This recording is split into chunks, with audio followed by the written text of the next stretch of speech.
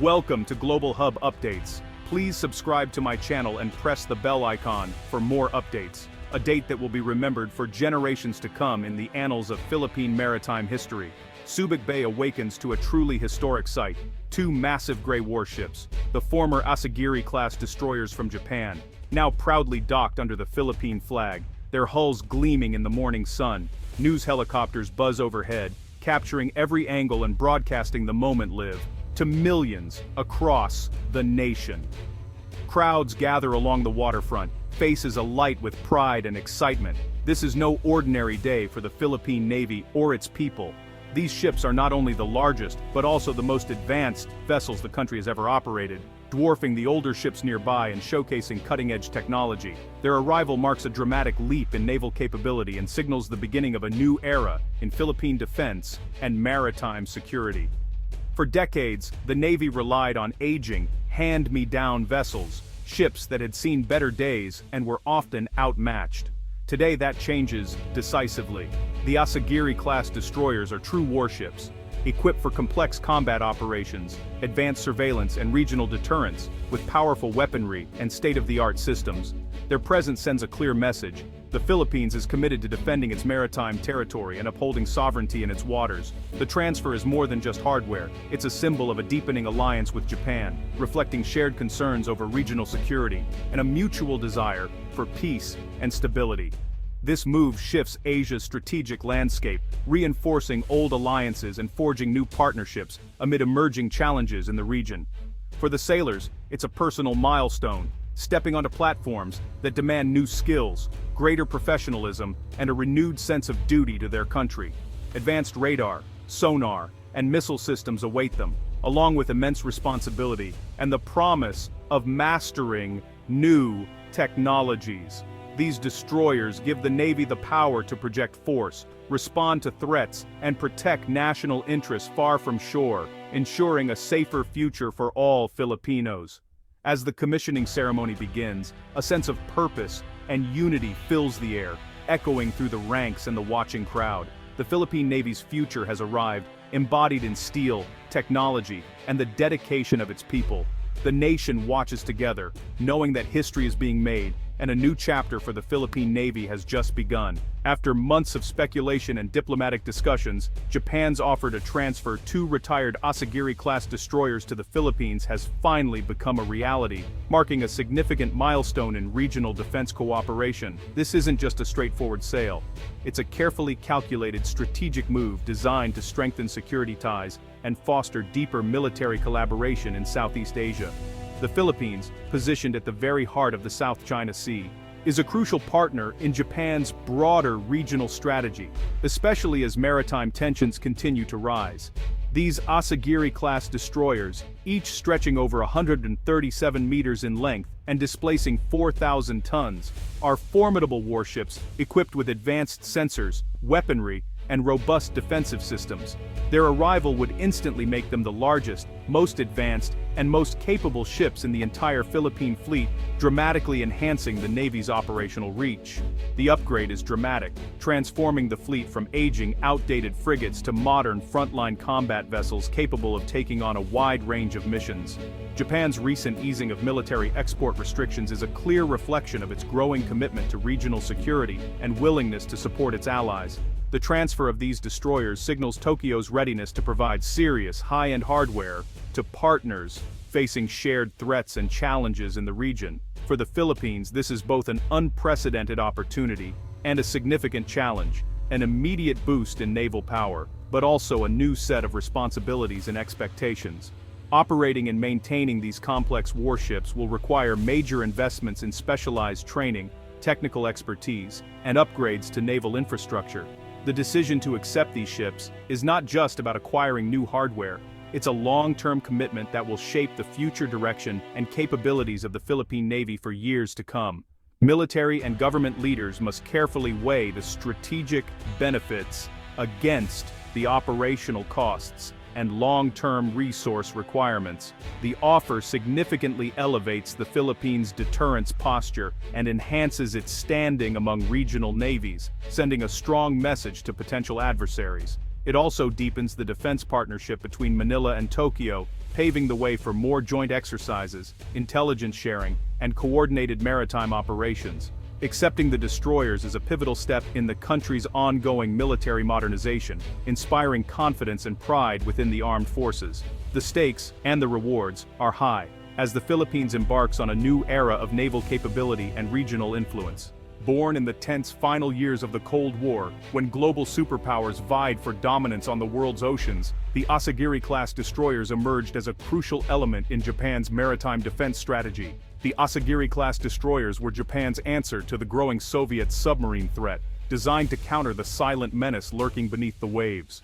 Built throughout the 1980s, these ships excelled at anti-submarine warfare, equipped with advanced sonar systems to detect enemy subs, ASROC rocket launchers for rapid response, torpedo tubes for close-range defense, and Sea Sparrow missiles for aerial threats.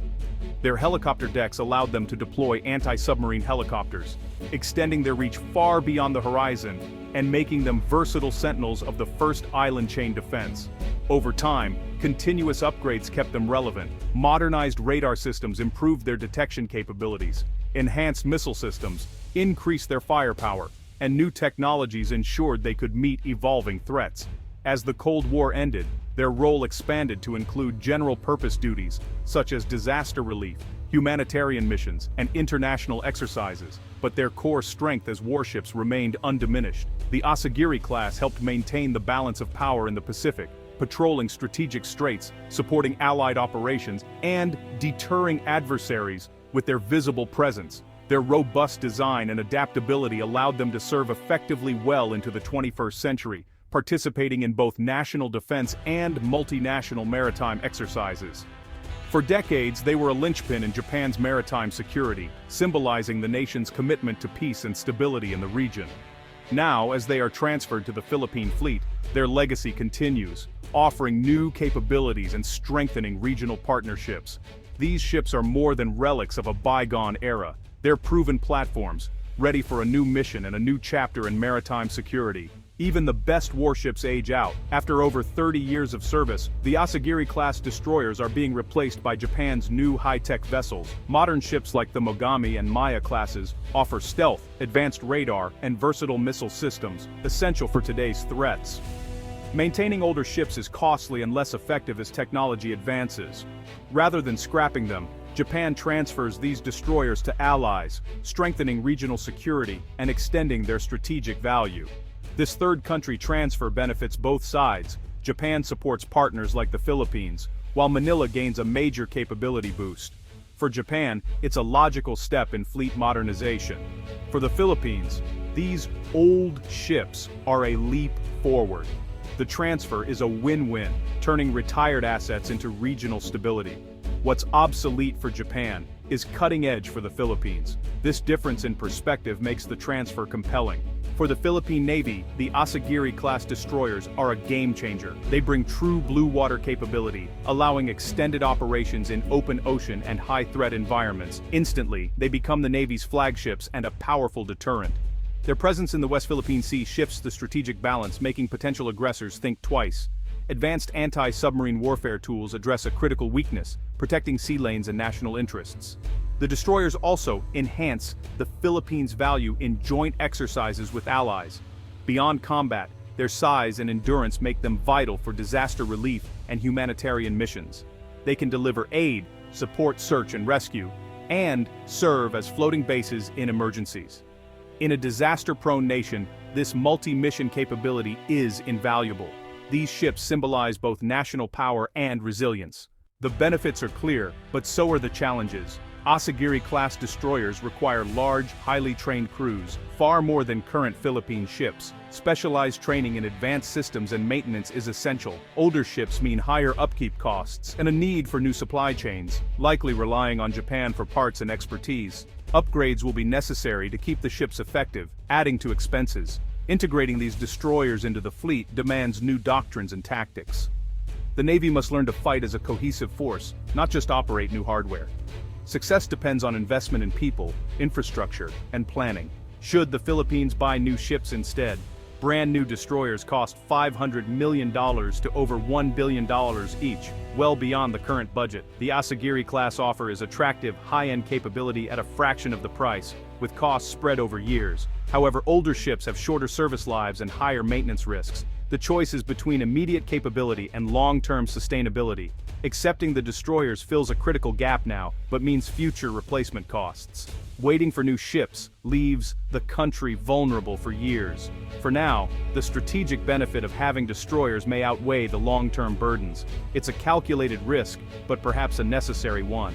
2 destroyers in the Philippine Navy would reshape the South China Sea's balance. They provide a credible military backbone, deterring intimidation and supporting Coast Guard operations. The Navy's enhanced capability strengthens alliances, enabling deeper participation in joint exercises. The destroyers elevate the Philippines from security consumer to active provider. They offer limited power projection, escorting resupply missions, defending outposts, and asserting navigation rights. Beyond hardware, they boost national morale and signal resolve. The sight of modern warships under the Philippine flag inspires confidence and unity. These ships are floating symbols of a nation determined to defend its sovereignty. The risks are real. China may see the transfer as a provocation, escalating tensions and confrontations at sea.